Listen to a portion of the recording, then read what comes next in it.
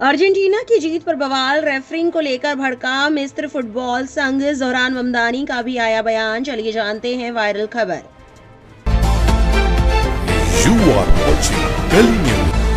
बीते मंगलवार को अर्जेंटीना ने मिस्र को 3-2 गोल से हरा दिया। इस मैच को लेकर विवाद खड़ा हो गया है। मिस्र फुटबॉल संघ ने बुधवार को कहा कि वो मंगलवार को अर्जेंटीना के खिलाफ राउंड ऑफ 16 में 3-2 से मिली हार के दौरान हुई गैर मुनासिब और पक्षपाती रेफरिंग पर चुप नहीं रह सकता। मिस्र के कोच होसाम हसन और कई खिलाड़ियों ने रेफरिंग की तनकीद की। वे हैरान थे कि अर्जेंटीना ने 13 मिनट में लगातार 3 गोल करके वर्ल्ड कप इतिहास की सबसे बड़ी वापसी में से एक को अंजाम दिया।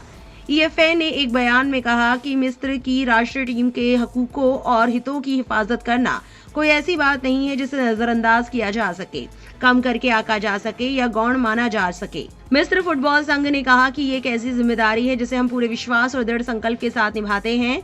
फीफा के रेफरिंग प्रमुख पियर लुइगी कोलिना ने बुधवार देर शाम एक बयान में कहा कि हालांकि फैसलों पर रचनात्मक चर्चा हमेशा फुटबॉल का हिस्सा रहेगी, लेकिन हमारे खेल में बेबुनियाद इल्जामों की कोई जगह नहीं है।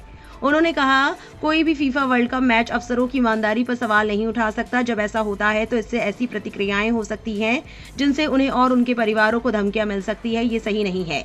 ईएफए ने कहा कि referee video assistant referee system का सही ढंग से इस्तेमाल करने में विफल रहे, जिसके कारण अर्जेंटीना से हार हुई। मिस्र ने 58वें मिनट में अपना दूसरा गोल किया था, लेकिन वीएआर समीक्षा में पाया गया कि गोल होने से पहले मारवान अत्तिया ने अर्जेंटीना के डिफेंडर लिसेंड्रो मार्टिनेज के खिलाफ फाउल किया था।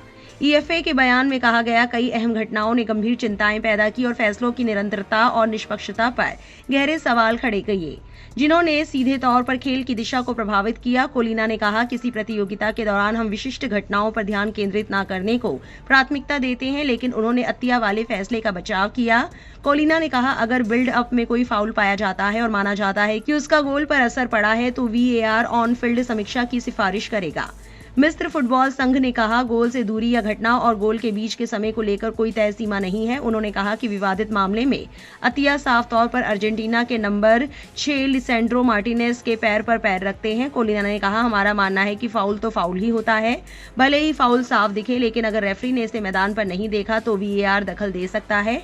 बाद में मुस्तफा जिको ने गोल करके मिस्र को 2-0 की बढ़त दिलाई, लेकिन खेल का रुख अर्जेंटीना की तरफ तब मुड़ा जब 79वें मिनट में लियोनेल मेसी की मदद से क्रिस्टियन रोमेरो ने गोल किया। ये लगातार 3 गोलों में से पहला था। स्टॉपेज टाइम के दूसरे मिनट में अर्जेंटीना के जीत दिलाने वाले गोल के बाद हसन ने नस्ली दुर्व्यवहार का इशारा करते हुए अपने हाथों को एक्स आकार में ऊपर उठाया। मैच के बाद हसन ने कहा कि उनकी टीम उस सॉकर सिस्टम का शिकार हुई जो मेसी और अर्जेंटीना का पक्ष लेता है। मैच के रोमांचक अंत में मिस्र के गोलकीपिंग कोच साफान एल सागीर को रेड कार्ड दिखाया गया और मिस्र के कई खिलाड़ियों को येलो कार्ड दिए गए। ईएफए के बयान में कहा गया कि कई विशेषज्ञों और विश्लेषकों ने मिस्र का बचाव किया है और सॉकर के सबसे बड़े मंच पर रेफरिंग में ईमानदारी, निष्पक्षता और पारदर्शिता के अहमियत पर जोर दिया है। ईएफए के बयान में मिस्र के खिलाड़ियों, स्टाफ और समर्थकों की निराशा जाहिर की गई। मिस्र की जर्सी पहनने वाला हर खिलाड़ी और टीम का हिमायत करने वाला हर समर्थक निष्पक्षता, एहतराम और खेल के नियमों के समान रूप से लागू होने का हकदार है। अब इसी मुद्दे को लेकर ज़ोहरान ममदानी का बयान भी काफी वायरल है। वो कहते हैं, अर्जेंटीना के खिलाफ वर्ल्ड कप के राउंड ऑफ 16 मैच में मिस्र के साथ धोखा हुआ। बाकी आपकी क्या राय है कमेंट सेक्शन में जरूर लिखें और खेल जगत की और भी बड़ी अपडेट्स के लिए हमारे चैनल को सब्सक्राइब करना ना भूलें।